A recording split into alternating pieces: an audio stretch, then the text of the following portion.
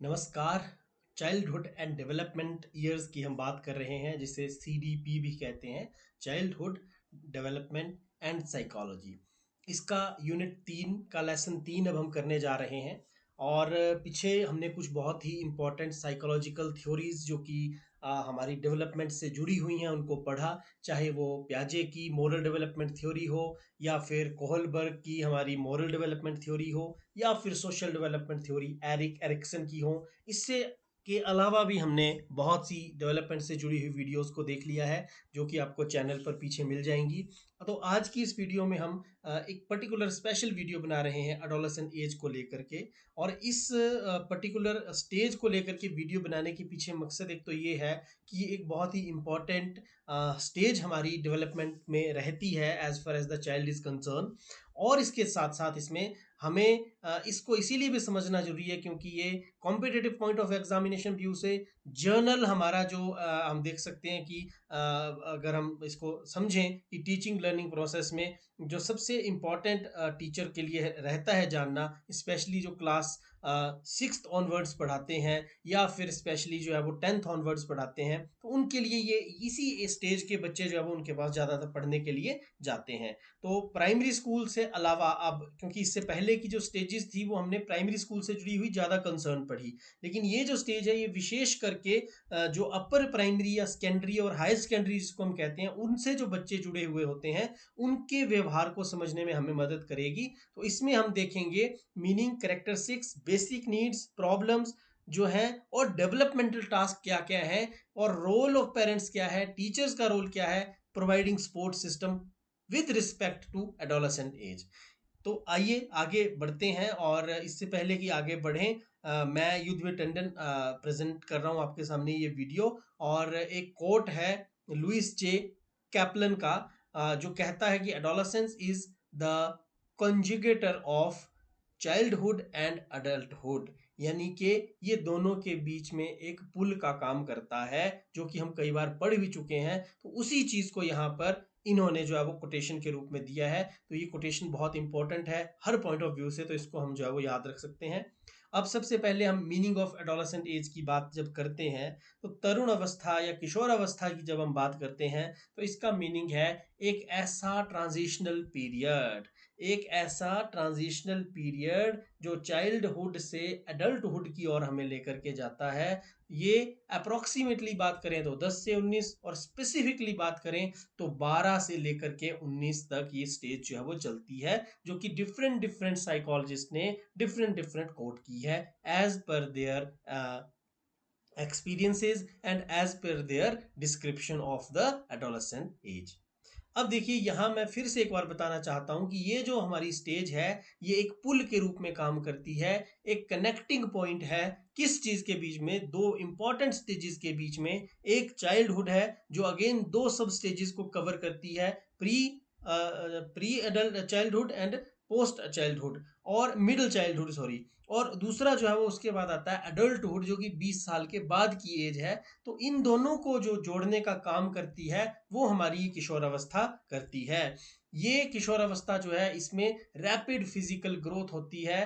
तो जो हमने जर्नल प्रिंसिपल्स पढ़े थे, या जो जर्नल स्टेजेस हमने पढ़ी थी डेवलपमेंट की, तो हमने देखा कि प्री नेटल जो स्टेज है, यानी बर्थ से पहले की जो स्टेज है 9 महीने की, सबसे ज्यादा फिजिकल डेवलपमेंट उस स्टेज में होती है। और अगर उसके बाद हम देखें तो बाकी सभी स्टेजेस में जो डेवलपमेंट का रेट है फिजिकल स्पेशली, वो डिक्रीजिंग ऑर्डर में होता है। लेकिन एकमात्र ऐसी ये एडोलेसेंस या किशोर अवस्था है जिसमें एकदम स्पर्ट ग्रोथ हमें देखने को मिलती है, या फिर यूं कहें कि इसमें जो है वो पुबर्टी में जो बच्चा है वह जो बच्ची है वो पहुंचते हैं।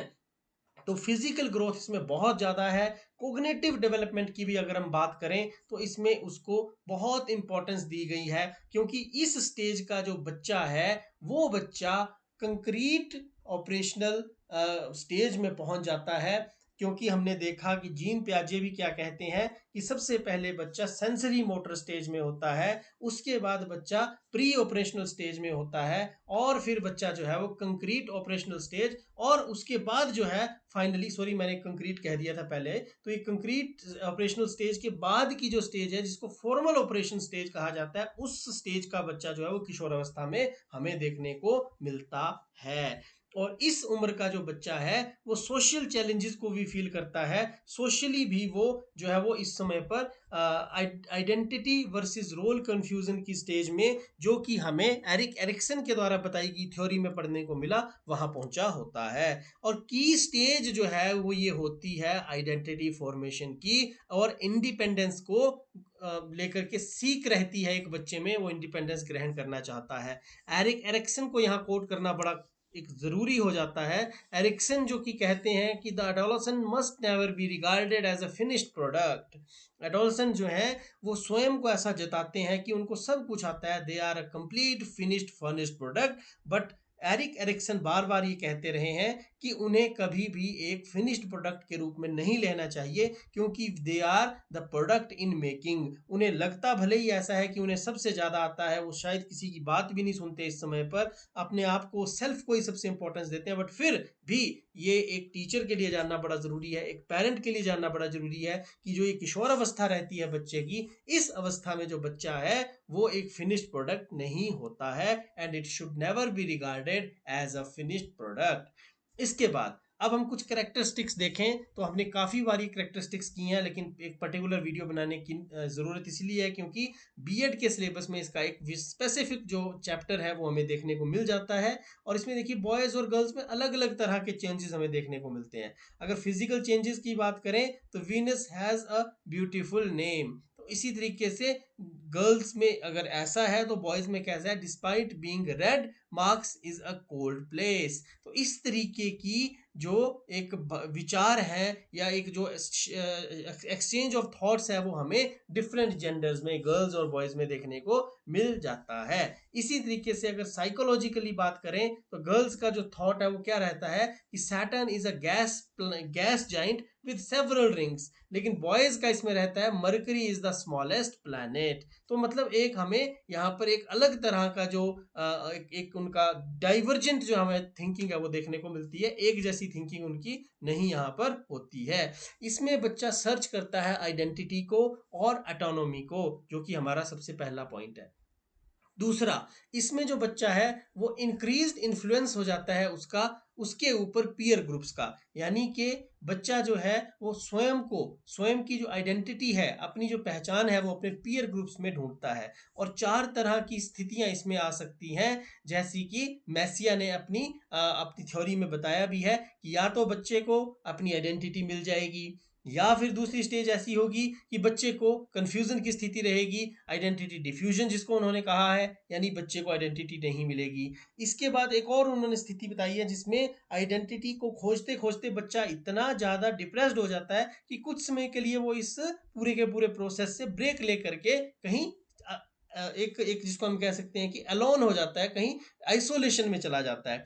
और फाइनली एक और स्टेज उन्होंने बताई है जिसमें फोर क्लोजर ऑफ आइडेंटिटी हमें देखने को मिलता है, यानी इसमें जो बच्चा है वो क्या करता है, वो आइडेंटिटी ढूंढने की इस प्रोसेस को शुरू होने से पहले ही समाप्त कर लेता है, क्योंकि वो अपने परिवार के ही किसी व्यक्ति से इन्फ्लुएंस होकर के अपना व्यवसाय चुन लेता है। अब इमोशनल इंटेंसिटी जो है और मूड स्विंग जो है वो इसमें सबसे ज्यादा हम देखते हैं कि इनका मूड हमेशा खराब रहता है, ये कभी किसी से अच्छे मुंह बात नहीं करते, स्पेशली अपने पेरेंट्स के साथ। रीजन बीइंग उनका मूड स्विंग्स चलता रहता है। और इसका कारण क्या है, इस जो ये इमोशनल अपहीवल है इसका कारण है हार्मोन्स की सिक्रेशन, जो कि हमें इस स्टेज के बच्चों में देखने को मिलती है। आइडियलिज्म और एब्स्ट्रैक्ट थिंकिंग बच्चों में डेवलप हो जाती है, क्योंकि मैंने अभी आपको बताया कि ये जो है ये फॉर्मल ऑपरेशन स्टेज है, और इस स्टेज का बच्चा एब्स्ट्रैक्ट थिंकिंग ही नहीं बल्कि हाइपोथेटिकल डिडक्टिव थिंकिंग भी करना शुरू कर देता है, जो कि इस स्टेज के बच्चों की कैरेक्टरिस्टिक्स है, यानी कि वो उन चीज़ों के बारे में भी सोच पाता है जो शायद उसके सामने नहीं है, और इससे भी बढ़ कर के वो उन घटनाओं के कारणों को भी अपने एक जिसको बोलते हैं कि हाइपोथेसिस बना देता है, परिकल्पना बना देता है, अभिकल्पना बना लेता है कि शायद ये ऐसा हो, इस वजह से ऐसा होता होगा। सेल्फ कंसेप्ट, सेल्फ एस्टीम इसी स्टेज में बनते हैं। इसी स्टेज में बच्चे को अपने स्व का जो एक संप्रत्य है, सेल्फ कंसेप्ट है, उसका ज्ञान होता है, और अपनी एस्टीम भी बच्चे की बनती है, उसकी एक अलग पहचान बनती है। वो जानना वो चाहता है कि उसे जो है वो किसी के भाई बेटे के रूप में ना पहचाना जाकर स्वयं उसके अपने गुणों या स्वयं उसके अपने कैरेक्टरिस्टिक्स को लेकर के उसकी जो है वो पहचान हो। अब इसके साथ साथ स्टैनले हॉल क्या कहते हैं, देखिए बड़ा इंपॉर्टेंट इनकी एक ये कोटेशन है कि adolescence is a new birth for the higher and more completely human traits are now born. ये एक नए जन्म की भांति है, क्योंकि अब हाईली जो हायर जो ट्रेड्स हैं वो बच्चे में जन्म लेते हैं, जो पहले बच्चे में नहीं होते हैं। इसके बाद अब हम आगे बढ़ेंगे, कुछ कॉमन प्रॉब्लम्स जो है वो कौन कौन सी हैं जो कि एडोलेसेंस एज में रहती हैं, या टीन्स जो है वो जिसको फील करते हैं, जिसमें डिप्रेशन है, एग्जाइटी है, पीयर प्रेशर है, बुलिंग है, बॉडी शेमिंग है, सोशल मीडिया है, ये कुछ समस्याएं हैं।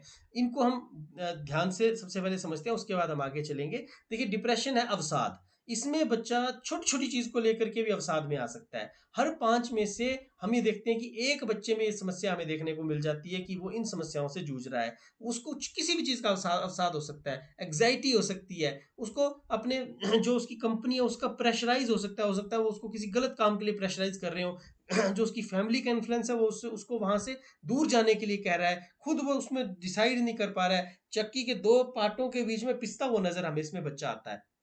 और बुलिंग बुलिंग अभी जैसा कि स्थितियां हैं हम जानते हैं, जैसे कि लॉज हैं, बैन है, लेकिन फिर भी कई बार ऐसी स्थिति बन जाती है कि अगर बच्चे को बुलिंग से जूझना पड़े तो वो काफ़ी डिप्रेस्ड हो जाता है, और कई बार बहुत अनवांटेड स्टेप्स भी बच्चा जो है वो उठा लेता है। बॉडी शेमिंग, यदि किसी के शरीर में कोई विकार है या विकार ना भी होकर के किसी भी प्रकार से बॉडी शेमिंग का जो एक हम कहते हैं कि एक ट्रेंड जब चल पड़ता है तो वो बच्चों को बहुत ज़्यादा डिस्टर्ब करता है, स्पेशली टीन एज में ये एक बहुत ही मेजर इशू है। और आज के समय में एक नया इशू जो अभी प्रेजेंट हुआ है सोशल मीडिया का, इसमें तो बच्चा और भी ज़्यादा डिप्रेस्ड है। बच्चे अपनी फोटोज़ वीडियोज़ जो है वो सोशल मीडिया पे डालते हैं, तो देखते हैं कि कुछ बच्चे बड़े फेमस हो गए, उनके बड़े लाइक्स मिल रहे हैं, और जिनको नहीं लाइक्स मिलते हैं, नहीं कमेंट्स आते हैं, वो कहीं ना कहीं एग्जाइटी, डिप्रेशन, पीयर प्रेशर का शिकार हो जाते हैं। और ये एक नई तरह की प्रॉब्लम जो है वो आज के समय में उभर के आई है। ये हमारे समय में ये प्रॉब्लम जो है वो नहीं थी, thank God, good touch.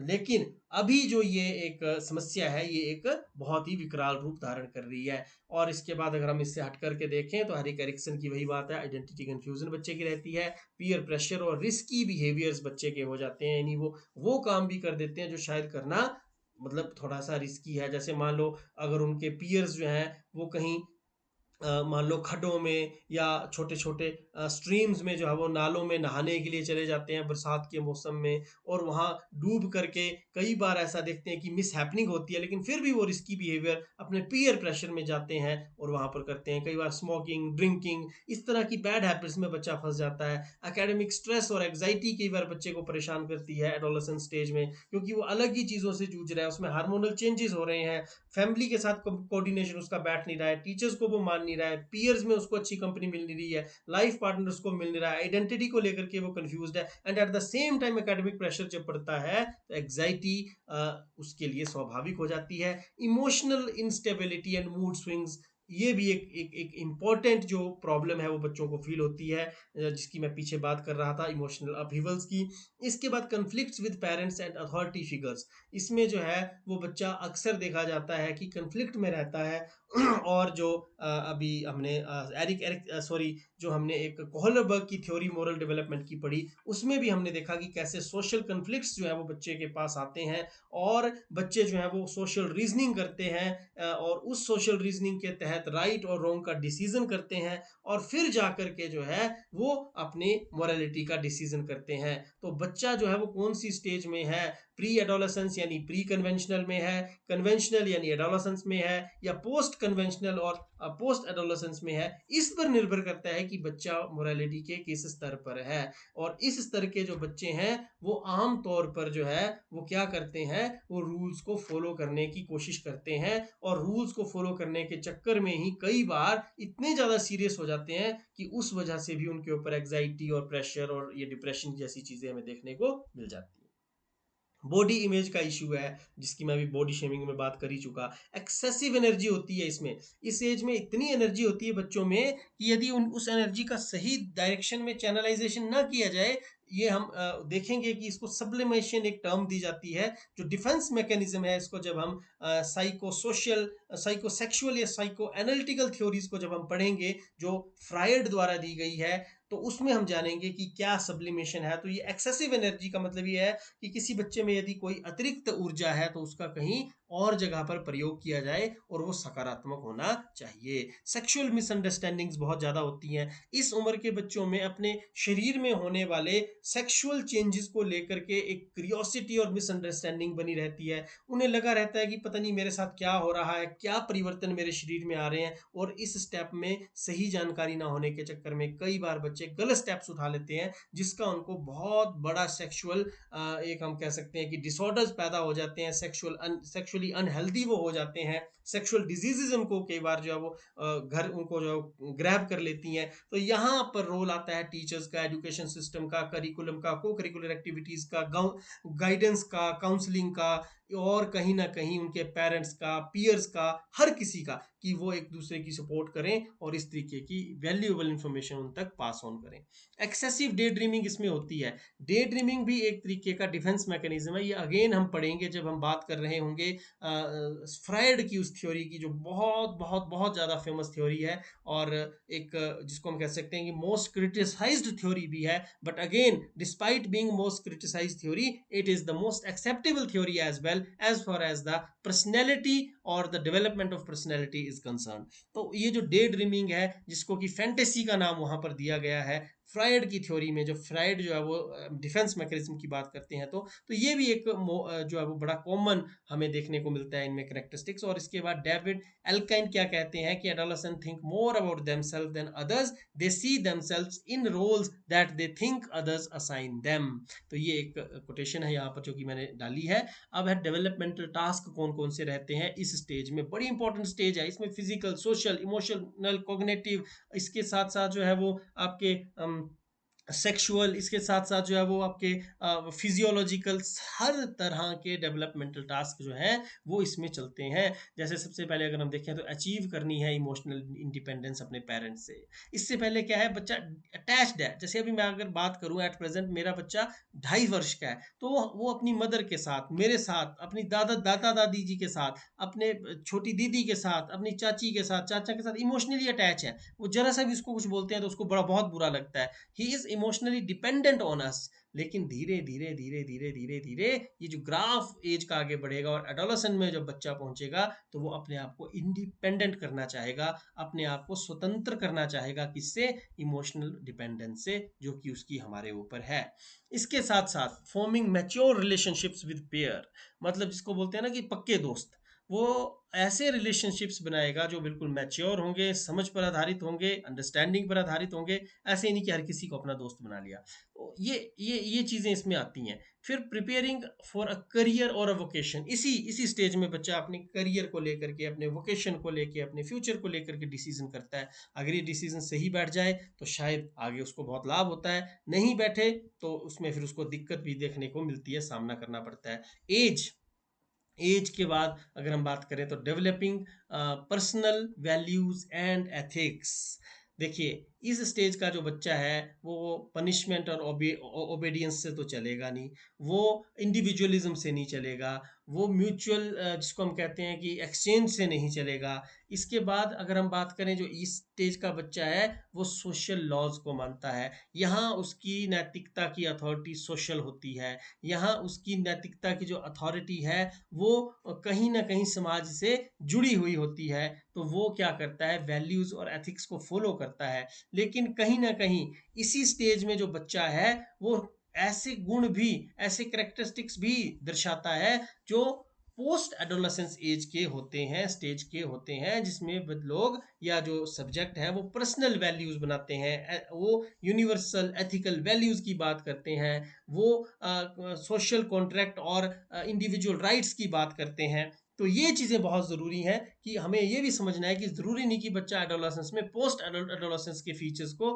Display नहीं करेगा, तो ये चीज़ें भी उसमें देखने को आ सकती हैं।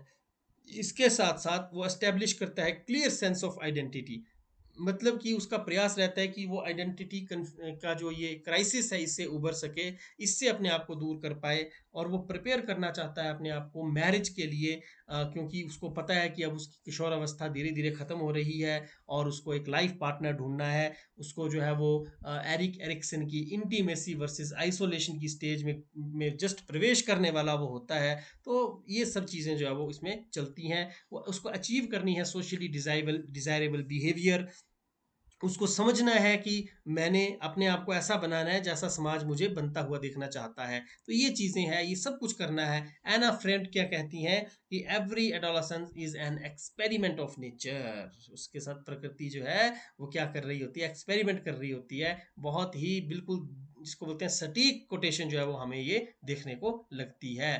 अगर साइकोलॉजिस्ट के व्यूज की बात करें इस स्टेज को लेके, तो स्टैनली हॉल का क्या व्यू है, वो कहते हैं स्ट्रेस एंड स्ट्रॉम की ये एक स्थिति है, इमोशनली बिहेवियरल इंस्टेबिलिटी है। अगर हम दूसरी बात फ्राइड की करें, तो फ्राइड इसको जेनिटल स्टेज के साथ जोड़ते हैं, यानी इसमें जो फोकस है वो सेक्सुअल मैच्योरिटी पे है, इमोशनल बैलेंस पे है और जेनिटल। देखिए फ्राइड ने, हम सभी जानते हैं, 5 स्टेजेस दी थी, ओरल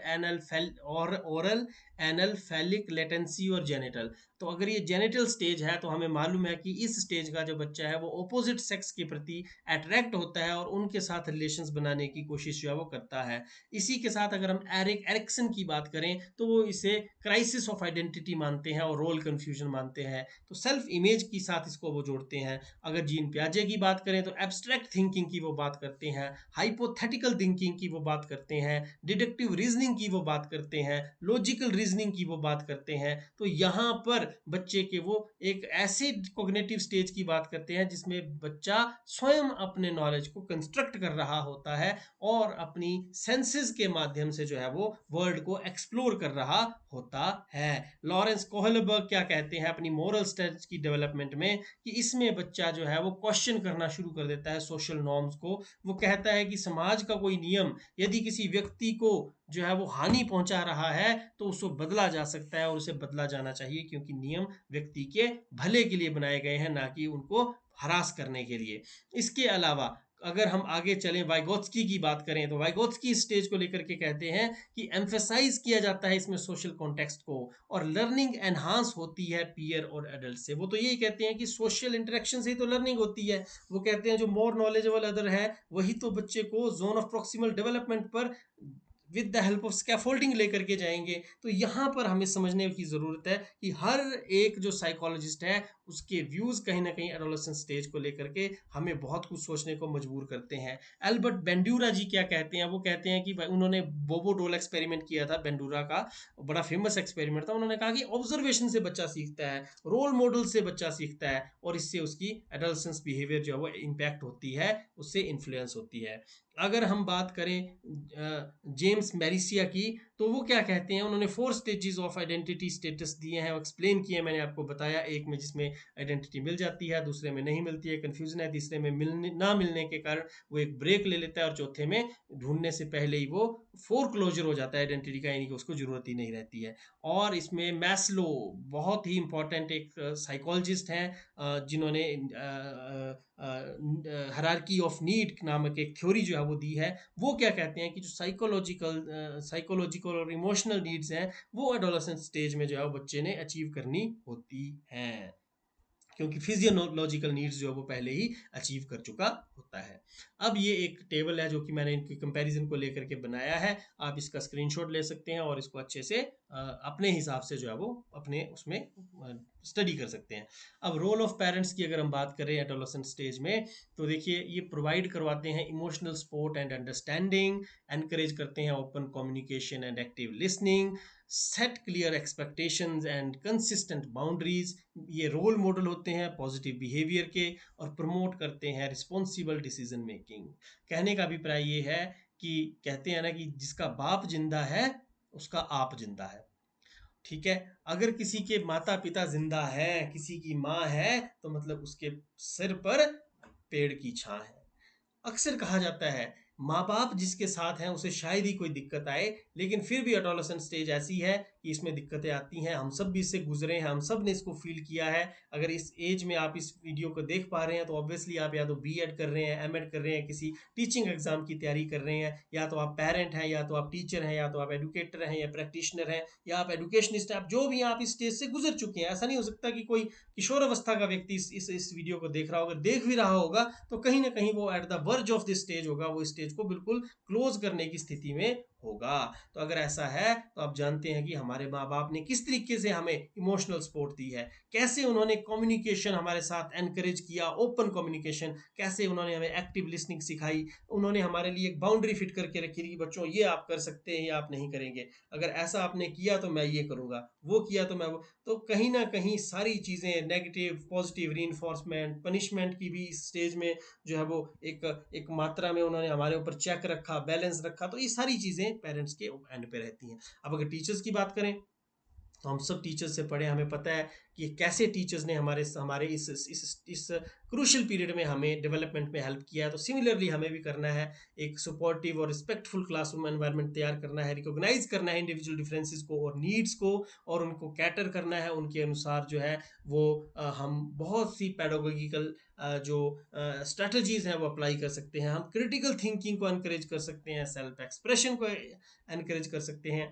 गाइड कर सकते हैं मॉरल और एथिकल रीजनिंग को, और साथ साथ हम एक मेंटर और फेलिसिटेटर के रूप में एक्ट करते हुए बच्चे की पर्सनल ग्रोथ में उनके सहभागी बन सकते हैं। ना कि उसमें हमें कंस्ट्रेंट्स पैदा करने हैं, हमें जो है वो उसमें बच्चे की हेल्प करनी है। अब क्या ऐसे वेज हैं जिनसे एडोलेसेंट प्रॉब्लम्स को जो है वो एड्रेस किया जा सकता है? तो स्कूल बेस्ड काउंसलिंग हो सकती है, पीयर मेंटरिंग हो सकती है, life skill education and stress management. Himachal Pradesh government द्वारा अभी हाल ही में इसको लेकर के एक प्रोग्राम लॉन्च किया गया है। तो होपफुली हिमाचल प्रदेश के गवर्नमेंट स्कूल में समग्र शिक्षा द्वारा इस तरीके का कुछ नया कंसेप्ट लाया जा रहा है। हालांकि ये कंसेप्ट नया नहीं है, लेकिन इसको नए तरीके से जब प्रेजेंट किया जाता है तो ऑब्वियसली एक माहौल बनता है, और वो कंसेप्ट जो है वो कहीं ना कहीं हर कोई उसकी तरफ जो है वो अटेंशन देता है, और वो एक सक्सेस की ओर आगे बढ़ता है। तो ये अच्छी बात है, समय समय पर पुरानी चीज़ों को भी नए तरीके से प्रेजेंट किया जाता रहना चाहिए, ताकि उनमें नयापन बना रहे। We all wants new thing, nobody wants to carry old fashion things. तो उसमें परिवर्तन होते रहना चाहिए। इसमें एक्स्ट्रा करिकुलर इन्वॉल्वमेंट रहनी चाहिए, पॉजिटिव मैनेजमेंट रहनी चाहिए, कोलैबोरेशन रहनी चाहिए पेरेंट्स टीचर और काउंसलर के बीच में, ताकि ट्राइपोलर प्रोसेस जो है जॉन टीवी वाला वो बना रहे। मेंटल हेल्थ अवेयरनेस और सपोर्ट नेटवर्क्स इसमें रहना चाहिए। कंक्लूड हम कर सकते हैं, एडोलेसेंस से critical growth phase, it involves many challenges opportunities, require support from family teachers and society. जो सब हम पढ़ चुके हैं, understanding physiological perspectives, enhancement support. और लास्ट में, adolescents are not problem to be solve but individuals to be understood. ये कोई प्रॉब्लम नहीं है जिसको हमने सॉल्व करना है, मैथ का कोई सम नहीं है ये इंडिविजुअल्स हैं, ये हमारे समाज के, हम कह सकते हैं कि घटक हैं। इन्हीं से समाज बना है, एक एक व्यक्ति से परिवार बनता है, परिवार से समाज बनता है, समाज से फिर जाकर के देश, और देश से दुनिया बनती है। तो हमें ये इंडिविजुअल्स हैं जिनको अंडरस्टैंड करना है, उनके लिए काम करना है। इससे पहले कि मैं आप सबका धन्यवाद करूं, आज का होम टेकिंग मैसेज है, और ये होम टेकिंग मैसेज क्या है कि I don't stop when I am tired, I am stop when I am done. तो मैं इसमें अपना एग्जांपल आपको देना चाहूँगा, वैसे देना नहीं चाहिए, लेकिन मैं भी जब कोई काम कर रहा होता हूँ, जैसे फॉर एग्जांपल ये वीडियोज़ ही चली हैं, काफ़ी लंबी हो जाती हैं। I some time feels that I am tired but I never stop unless and until I am done. तो ऐसा नहीं कि हर बार मैं ऐसा करता हूँ, कई बार ऐसा नहीं होता है, बीच में रुक भी जाता हूँ मैं, but most of the time I tries to do this, मैं ऐसा करने की कोशिश करता हूँ। तो हमें भी ऐसे ही करना चाहिए लाइफ में, जब तक हमारा काम हो ना जाए, we should not stop unless and until it is very important and unavoidable. Thank you so much, नमस्कार, धन्यवाद, जय हिंद। फिर से मुलाकात होगी आपसे किसी नई वीडियो में, तब तक के लिए आपका धन्यवाद, जय हिंद।